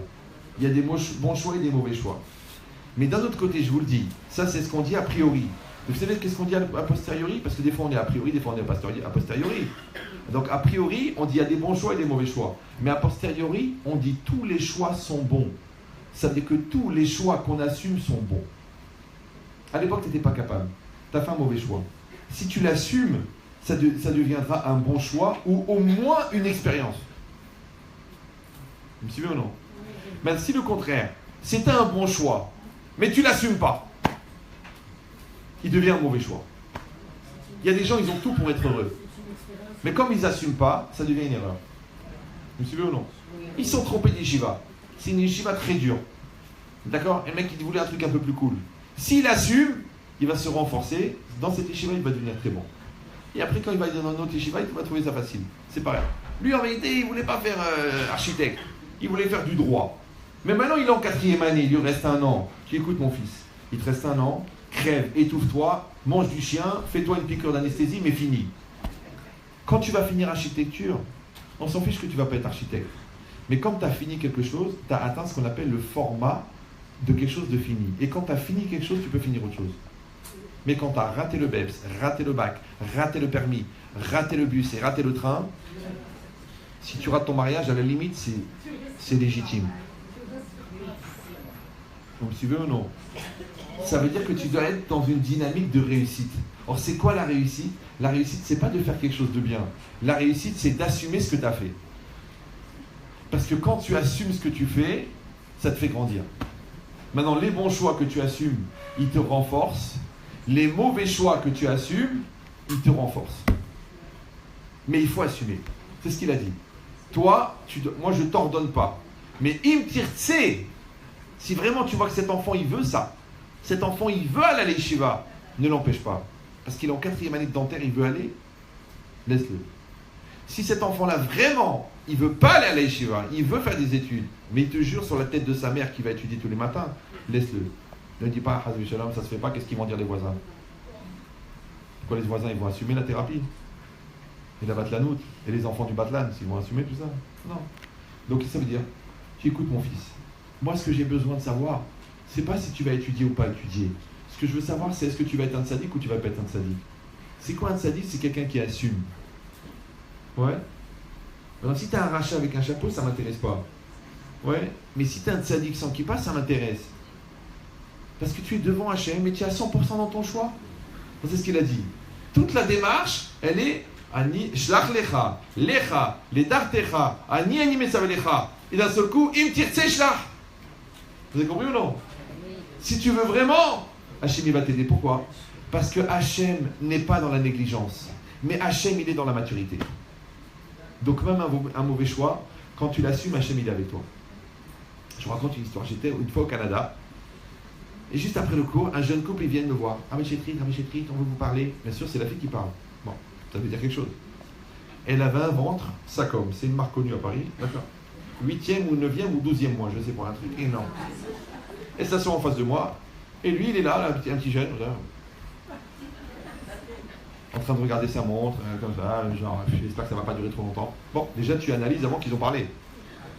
Et elle a dit, voilà, mais Chétrit, ça fait 1 an et demi qu'on est mariés, dans 1 an, et je suis tombé enceinte pratiquement le soir du mariage, et je comprends pas, il rentre tard, il traîne, il me parle pas, il fait la tête, il joue avec sa PlayStation, Rav, il faut lui dire quand même de s'occuper de sa femme, de la respecter. Moi je vois qu'elle est enceinte, j'ai dit c'est pas le moment de lui dire des choses qu'elle n'a pas besoin d'entendre. Je dis vous pouvez sortir s'il vous plaît, elle sort, Nina, il écoute le rabbin, elle sort. Alors moi je le regarde bien dans les yeux, comme si c'était mon fils. Si c'était mon fils, j'aurais mis un coup de boule, mais comme c'est pas mon fils, je lui ai dit dis-moi, depuis quand tu l'aimes plus? Ouais. Ou alors peut-être que tu l'as jamais aimé. Et au début, comment ça se fait? S'il te plaît. Moi, j'ai pas le temps. Je viens de passer 2 heures à faire une conférence. Tu commences pas à me faire mytho. Vous me jugez. Vous avez un a priori. Moi, je dis que t'aimes pas ta femme. Tu me dis oui ou non? Je suis pas pressé, moi. Oui ou non? Il me dit oui, je l'aime pas. Je dis mais depuis quand? Il dit ben, je crois que je l'ai jamais aimé. Je dis pourquoi tu l'as épousé? Ben, je vous dis la vérité. La première fois elle m'a présenté à ses parents. Son père, il a dit quoi? T'as pas de situation, t'as pas de truc, t'as pas de diplôme. Nous, on est tous des médecins, des avocats, des khalas. Et toi, t'as un BEP de mécanique, je sais pas quoi. Ils m'ont jeté. Ça m'a tellement vexé. J'ai dit, moi, cette fille, je vais la voir. Je me suis battu 1 an et demi. Ils m'ont jeté, ils m'ont truqué. Je suis rentré par la fenêtre. J'ai envoyé des copains, des rabbinim. J'ai fait investir. Et à la fin, il me l'a donné.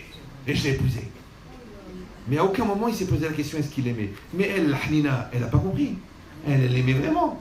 Elle s'est engueulée, pris la tête, fait insulter, maudire par sa grand-mère. Mais elle l'a mariée.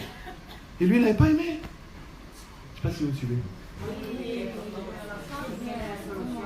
Des fois, pareil. La femme te dit, bon, Chétrit, voilà, je ressens plus rien pour mon mari. Je dis, mais ça fait combien de temps que vous êtes mariés?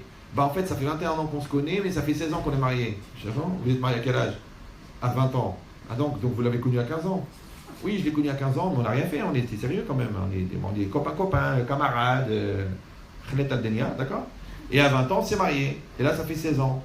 Et c'est quoi votre problème? Elle me dit, bah, je ressens plus rien, on dirait un cousin ou là, un meuble Ikea. J'ai rien.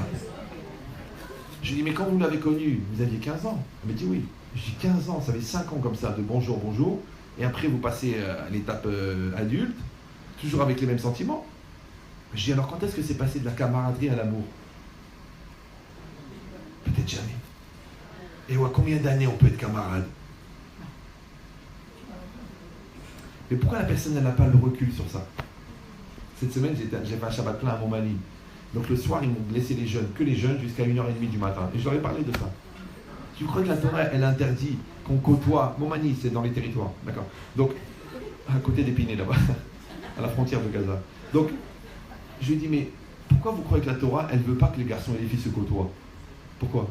Nous, on est pour l'amour, pour les échanges, pour l'évolution. L'homme, il apprend de la fille apprend du garçon, c'est bien, et c'est de la maturité, c'est bien d'être en couple, mais pas trop tôt. Mais non, parce que là, tu vas jouer aux amoureux, tu vas donner un discours d'adulte alors que tu es un enfant. Et tu vas t'empêtrer, parce que les sentiments, ils sont développés. L'attirance, elle existe quand on met 2 corps vivants l'un à côté de l'autre, et ça crée de la chaleur. Après, tu sais plus quoi faire, je ne vais pas faire des avérotes. D'un autre côté, je ne peux pas me marier, j'ai 14 ans et demi. Alors, est-ce qu'on est au Shomer Negia, Shomer Brit, Shomer Khalalach? Mais d'abord, sors d'ici déjà, sors. Qu'est-ce que tu es en train de faire avec une fille déjà? Qu'est-ce que tu te rapproches d'elle? Laisse-la tranquille. Et elle n'arrive même pas à se concentrer sur son passage en seconde parce qu'elle pense toute la journée comment elle va faire pour payer le loyer. Mettez en seconde, Akmara. Pense à ton bac, ferme les yeux et travaille.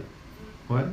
Mais vous voyez, ce niveau d'endormissement, ce niveau de coma, ouais, il est pourquoi? Parce qu'il n'y a pas de ratzon. Et pourquoi? Parce que le ratson, c'est la marque de la personnalité. Et la personnalité, c'est la marque de la maturité. C'est ce qu'il a dit. Im tirtse, si tu veux, si tu es capable, si tu peux assumer, fais-le. Et c'est ça l'ambiguïté de la vie. Parce que nous, qu'est-ce qu'on veut, nous? Nous, on veut que nos enfants ils soient heureux. D'accord? Maintenant, peut-être qu'ils ne vont pas être heureux exactement dans le chemin qu'on a choisi pour eux. Est-ce qu'on est des prophètes, nous, pour savoir ce qui est bon pour eux? Nous, on fait le maximum avec ce qu'on a. On leur donne la Torah, on leur donne l'intelligence, on leur donne la finesse, on leur donne le choix, on leur donne des capacités. Après, ils vont dire comme ça ou comme ça. Comme disait Confucius, Koloir de Mazalo. Vous parlez le mandarin? Exactement. Ça veut dire quoi? Ça veut dire que quand on a un choix qui est devant soi, maintenant moi je vous parle de l'enfant, je vous parle de la femme, je vous parle du mari, mais en vérité tout ça c'est quoi? C'est l'avenir qui est devant nous. C'est les portes qui s'ouvrent. Ouais. Et dans ces choix-là, on doit bien réfléchir où on va aller, comment on va y aller et dans quel état d'esprit on va y aller. Alors continuez le Rashi, tout est marqué dans ce Rashi. Ce Rashi-là, vous pouvez faire une thèse de psychologie avec. Pourquoi? Parce que eux, ils ont voulu envoyer des explorateurs. Qu'est-ce qu'il a dit Hachem? Amarti la hem chez Itova. Moi, je leur ai dit que la terre, elle est bonne. Ouais. Et eux, ils veulent envoyer des explorateurs. Moi, je te dis que la Torah, elle est bonne. Et toi, tu veux aller à la fac. Mais ton prof de fac, il étudie la Torah en cachet. J'ai un gars, là, un ami à moi. Il a payé 6 000 € une formation pour être conseiller conjugal à Strasbourg. Maintenant, le gars, il habite à côté d'Épinay. Il a été tous les mois, il a payé par mois, il a reçu des cours, il a suivi des trucs sur Internet. Au bout d'1 an et demi de formation qu'il va pour recevoir son diplôme, écoutez cette blague, elle est trop marrante. La Goya, qui est la chef de toute la formation, elle parle, et lui il entend à la fin, il n'en peut plus d'écouter, madame, ça fait 6 mois que je l'ai dans la tête, je vous pose une question, parce que tellement vous donnez des phrases que j'ai l'impression de les connaître. Est-ce que par hasard vous connaissez le rabbin Ben Chetrit? La Goya, elle lui dit, mais toute mon inspiration, j'ai de chez lui. Alors il me téléphone, il me dit, rien, j'ai payé 6 000 € pour être formé, alors que tu habites à 2 rues de chez moi. Mais toute la vie, c'est comme ça. Toi, les meilleurs conseillers de la vie, c'est tes parents. Ceux qui t'aiment le plus, c'est eux. Tu as des rabbinim, tu as des gens de bon sens, tu as des oncles et des tantes, tu vas écouter le voyou d'à côté, tu vas écouter le brel, tu vas écouter le goy qui va dire une logique à 2 balles, alors que nous, on a des chachamim de ce que Einstein à côté, c'est un paysan. Ouais. Mais non, tu vas là-bas. Amarti lechashi tova. Hachem, il a dit, moi, je t'ai dit qu'elle est bonne. Et qu'est-ce que tu dis, toi? Oui, mais moi, j'ai besoin de faire mes expériences. Moi, je veux faire le choix moi-même. C'est ça le problème. C'est que l'enfant ou l'homme, il va avoir l'impression qu'il a le choix. Donc, donne-lui l'impression qu'il a le choix. Pour ça que si tu lui dis, c'est ça que tu dois faire, il va faire le contraire. Mais si tu lui dis, fais ce que tu veux, ouais, alors allume des veilleuses pour qu'il fasse le bon choix. T'as compris ou non? Toujours à Volbeu, il disait, tu dis pas à un enfant, fais ça. Tu dis, si tu veux, range la chambre. Si tu veux, amène-moi les légumes. Si tu veux. Si tu dis, amène-moi les légumes. Tu sais quoi? Il dit, j'ai même pas envie de lever un doigt maintenant. Rien. Même le stylo, je ne le tiens pas pour signer un chèque. Rien. Pourquoi? Parce qu'encore une fois, qu'est-ce qu'il a fait? Il s'est braqué. Il s'est bloqué. Ça s'appelle la psychorigidité pour une certaine région du Moyen-Orient. D'accord? Donc, vous avez compris cette logique-là. Mais ça, c'est quoi? C'est ce qu'il a dit Hachem. Hachem, il a dit, Ani amarti la hem chez Itova. Moi, je leur dis qu'elle est bonne. Et vous voulez envoyer des explorateurs? On a des explorateurs, ils ne vont pas trouver ce qu'ils vont trouver. Les explorateurs, ils vont trouver ce qu'ils vont chercher. Qu'est-ce qu'il a dit Hachem? Et je termine avec ça parce que je vois que vous êtes vraiment fatigués. Non? Moi, je vais pas rater le train quand même. Bon, alors, il a dit, regardez la phrase et après je vous laisse tranquille. Il y a cours derrière? Mais à quelle heure? C'est maintenant? Mais il fallait me le dire. Je peux finir la phrase ou non? Qui c'est qui doit parler après? Je l'affiche? Oh là, l'archouma. Où est l'orabe? Rentrez, c'est pas grave, c'est pas grave. Bon, c'était un bon cours, de toute façon, c'était un bon cours. Vous n'avez pas raté grand-chose. Kolakavod. Non, c'est bien, bon, Hachem. Je suis content. Donc, on va rappeler que le cours est dédié pour la Refoua Shelema de Myriam Bat Magdalena Frouma, pour Gemara Bat Myriam, Nina Bat David, Yaakov Ben Ruiza, et aussi un enfant qui est tombé sur la tête, un bébé de 1 mois, avec fracture hémorragique crânienne, Liane Bat. Liana ou Liane? Liane Bat Neria. D'accord. Et on demande aussi pour le Rav Chaim Tzvi Ben Rav Chaim Tzvi Ben Sarah.